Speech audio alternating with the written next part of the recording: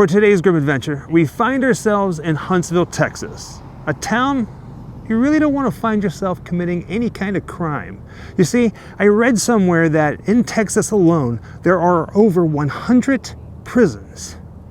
And here in Huntsville, there's 6. Which means today, Grimm Life Collective is going to prison. I don't want to go to prison. Too bad. We're going to prison. No thanks.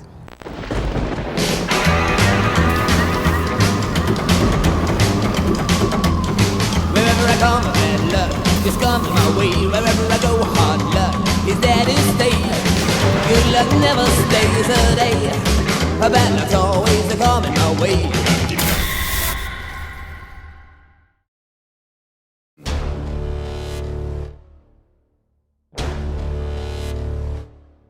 Self-styled mass murderer Henry Lee Lucas. An impulse to destroy that person. He's confessed to 150 and probably many more. How many people really did you kill? It'll be, when it's finished, I look for be over 360. But I say 360 is a minimum. A minimum? Minimum. What is truth and what is fiction and fantasy? I've killed in every way except poison. Besides Lucas's confession, those were really the only pieces of evidence we had. And I don't leave evidence. I was going to get every person. Didn't matter whether they're male, female, or what. I was going to get them. Mr. Lucas gave us conflicting stories. He said, you know that I've only done 3. The only way he could really be important was to become known as the greatest mass murderer or serial murderer in the history of the country. He is either the greatest mass or serial murderer I killed her. ever known, or one of the greatest liars Let me see if I can get the right one now. and frauds that has ever existed. That's just something I've done many, many cases. That's what he wanted. He got exactly what he wanted.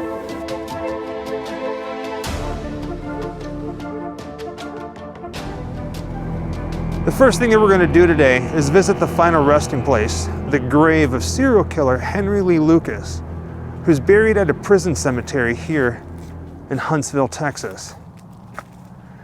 Now, in preparation for this and the different research that I've done, I've heard a couple people say that his grave, his tombstone, has been stolen.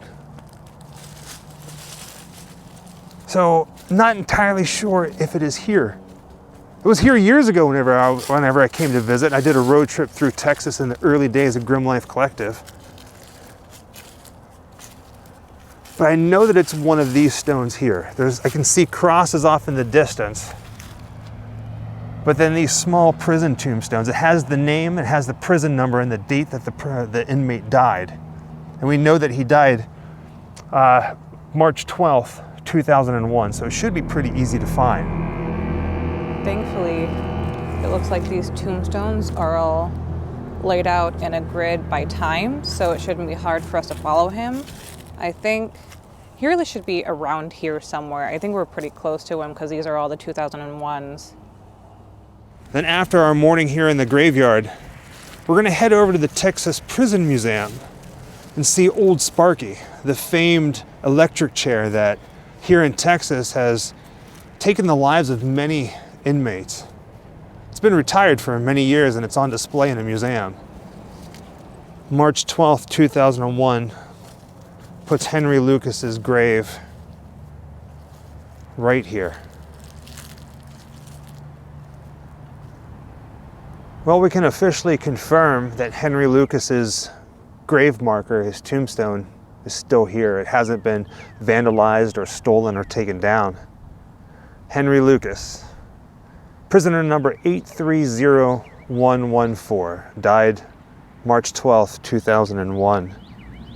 If I'm not mistaken, he died, I think it was like 64 years old, and he died of congestive heart failure in prison.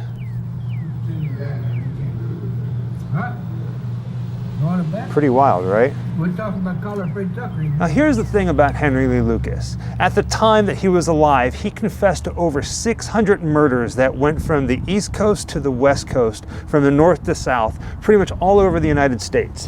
Whenever he was in custody, the Texas Rangers, anytime they put an unsolved murder in front of him, he said, "I did it."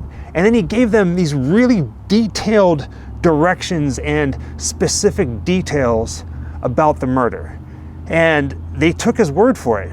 There's many times where the press kind of thought he was being treated like a movie star, if you will. They would take him out of prison and they would put him in the cop car and they'd drive him out to these places, put him up in a hotel, get him milkshakes, burgers, anything that he wants, because he was taking the Texas Rangers and other detectives that were coming from all over the country to these crime scenes. And here's the thing.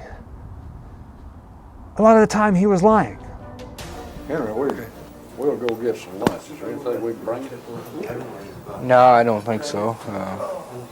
Not unless you run into some Sonic out there somewhere and see a milkshake sitting around. I figured that was coming. Now, Baby Goal, we're not making fun of the Texas Rangers in any way, Not shape, at or all. form. No. But at the time, the Texas Rangers kind of became the laughing stock because they're taking a killer's word verbatim. Like, they trusted him and they shouldn't have done that. And ultimately, Henry Lee Lucas, the case, made the Texas Rangers rethink how they did things. Now, you and I were just talking, you brought up a good point about a documentary that we watched. It's from Netflix, I believe, and they had physical evidence that contradicted a lot of the murders he said that he had committed. And once this deputy, Texas Rangers, I forget they're called Rangers here. They wear hats. They wear hats. I like their hats. He started to clear all these cold cases, and everyone was like, wow, look at this guy. He's clearing all these cold cases. He's got this guy in custody who's saying he's this mass murderer across many states. So then other law enforcement from other states started coming out with their cold cases and saying, did you do this, Henry? Did you kill this girl here over this woods at this spot? And it all lined up, I think, a little too perfectly. And in my personal opinion, I don't think he was the murderer he was made out to be. Now, I'm not saying he didn't kill anybody, but he was not the grandiose murderer that he was paraded around people. to be. Yeah. Every case I would go out on for them, you know, they would automatically pick up the telephone and call the news media, tell them that I'd solved 4 or 5 cases that day. So the news media would come running, you know. How do you feel? Like I did today. Like what? Same as I did today. What do you predict tomorrow? It was interview after interview. I mean, I couldn't turn around unless it was an interview. And I started staying on TV 24 hours a day. I mean, it changed me. And I got so that I thought I was the biggest movie star in this country. They sat in the room and talked to me. They said, now we know you didn't do these cases. I said, look at this. And they had a great big double-page newspaper, I think. I'm not sure of that. But every place I had been, every case that I had confessed to, and where I was at, what time the crime happened and what time I was here. They had that laid out there on the desk. And now we know you didn't do it. When confronted with this information, he looked at us, he smiled. He said, I was wondering when somebody was going to get wise to this. When it was all said and done, he was convicted of only 11 of the 600 murders that he said he did. And he was sentenced to life in prison. And here in Texas, he died of cardiac arrest. Now, what I find interesting, this isn't the first time Grimm Life Collective has been here to Huntsville, Texas. Last time I was here, I didn't do a video, I just took pictures. And you see all those houses over there across the street off in the distance? Back then, this was like a desolate road. Those houses weren't there. You can actually pull up on the side of the road, get out of your car and nobody would bother you. You could stand here and not see houses anywhere. It's crazy how things change. This prison cemetery is still in use. Right now, we're walking through an area where there's no names. Instead, it's just the inmate numbers. And while we're out here filming, somebody came up to us and said, you know, hey, I used to be incarcerated here for like 31 years. And he comes out here, you know, every now and then to just kind of pay respects to people that have fallen and how sad it is. Now, this place is still in use. They are still burying inmates here. And if we come right down here across the field, I'm not going to take the cameras down there, but you can kind of see like that brown patch. That's where they're burying inmates right now. And with that, I think it's about time we leave the cemetery and head over to the Texas Prison Museum. Not entirely sure how much we're going to be able to film. They're not very big on taking cameras inside because of some of the controversial things that they have, like Old Sparky. But we're going to do our best. So I'm not sure if we're going to get any kind of video or if from here on out it's going to be like a photo montage. Either way, you're going to see Old Sparky, the most famous electric chair in prison history. Well, it started to rain, which is a good thing because we're done filming outside and now it's time to go inside the Texas Prison Museum. I'm not sure, again, how much we're going to be able to show, but we're here to see Old Sparky.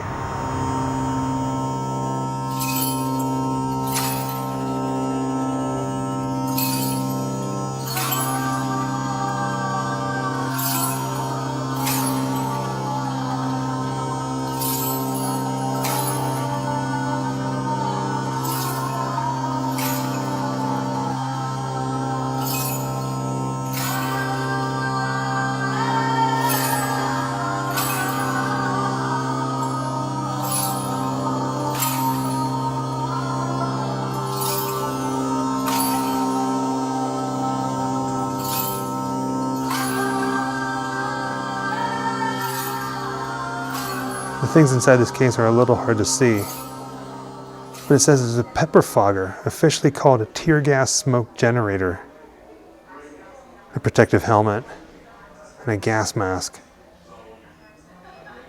This is called a dog man suit. It says it's used by the inmate dog trainers at the East Ham unit. So this is interesting. I'm sure if you know anything about Bonnie and Clyde, you've heard the stories that whenever Bonnie and Clyde were, shot and killed, that they found a gun in Bonnie's lap. This is that gun, and it was presented to Lee Simmons, who was the general manager here at the Texas prison system from 1930 to 1935. They have it here on display. And then right below it is a newspaper from the Shreveport Times, May 24th, 1934. That looks like some sort of science fiction robot, doesn't it? But it's a bulletproof helmet. And here's what we came here for. Riding the Thunderbolt, the legendary Old Sparky.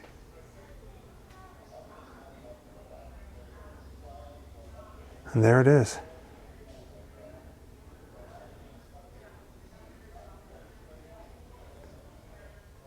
Here on display, they even have the old switches.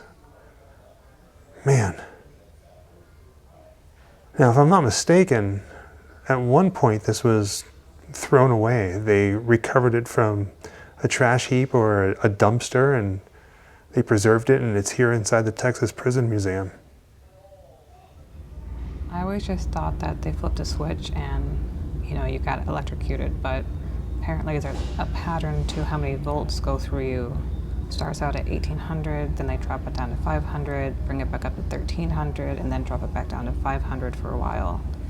And the theory is that it paralyzes the brain and is supposed to knock you unconscious, but they drop it so that you don't catch on fire or explode. You think in movies it's just like one or maybe two, right? Yeah. But no, it's a whole system. And there's Hollywood and then there's real life. 361 men died in his electric chair between 1924 and 1964. If you look really close on this switch for the electric chair, I don't know what the whole grid is called, but there's these red plaques that are almost like a set of instructions. It shows you on the dial where the voltage is on. It says 1800 volts, 15 seconds, 500 volts, 30 seconds, 1200 volts, 15 seconds, and again 500 volts for 60 seconds. Crazy. I can't even imagine. I hate like static electricity. Can you imagine this? Now, of course, aside from Old Sparky, they also did hangings. It's the second form of execution. And then the third form of execution was lethal injection. And back in the day, they used a 3-step process. Now they use only one. Then right over here in the same display cabinet, they have an actual sponge used in electrocutions to help conduct electricity. There's hair clippers and a razor blade for a clean shave. Then in the same cabinet, there's an actual old last meal request from an old inmate. Those look like real pistols, don't they? Nope, they're made out of wood, used in an escape attempt in the early 1960s. And right next to that is a homemade grappling hook and rope.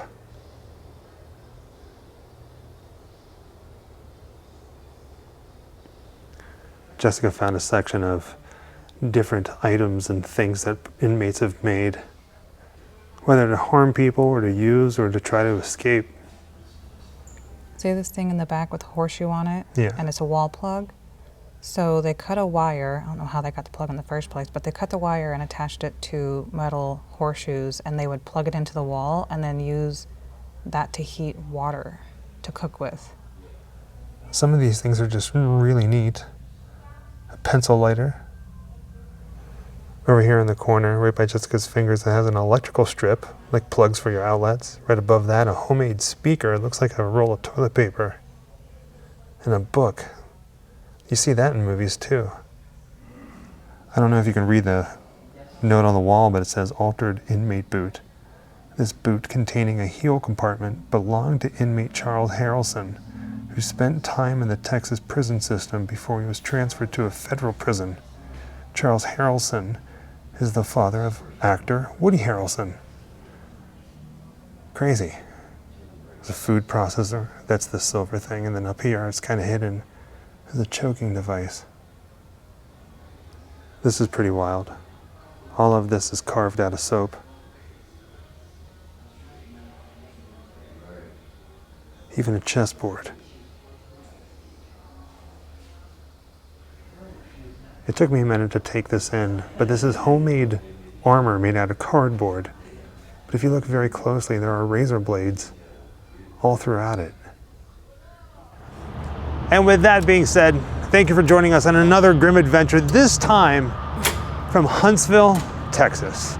Until next time, happy Halloween. Wherever I come, bad luck just comes my way. Wherever I go, hard luck is there to stay.